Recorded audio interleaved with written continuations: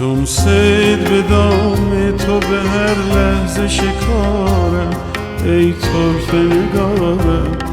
از دوری صیاد دگر تا نیارم، رفته است قرارم. چون آهوی گم گشته به هر گوشه دوانم، تا دام در آغوش نگیرم نگرانم.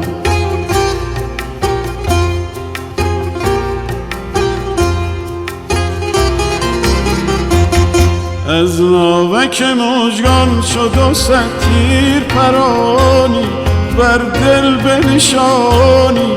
چون پرتو خورشید اگر رو بکشانی، وای از شب تارم در بند و گرفتار. بر آن سلسله مویم از دیده ره کوی تو با عشق شویم.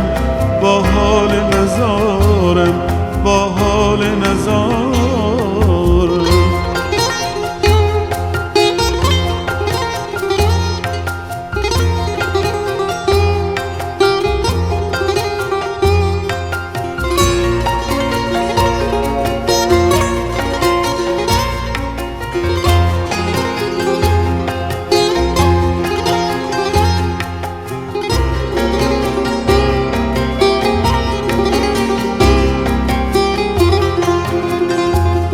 برخیز که داد از من بیچاره ستانی، بنشین که شرر در دل تنگم بنشانی. تا لب شیرین به سخن بازگشایی، خوش جلوه نمایی. ای برده امان از دل عشاق کجایی، تا سجده گذارم، تا سجده گذارم.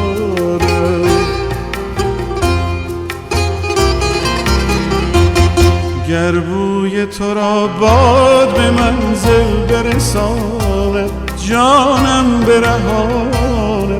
ورنه ز وجودم اثری هیچ نمانه، جز گرد و غبارم، جز گرد و غبارم.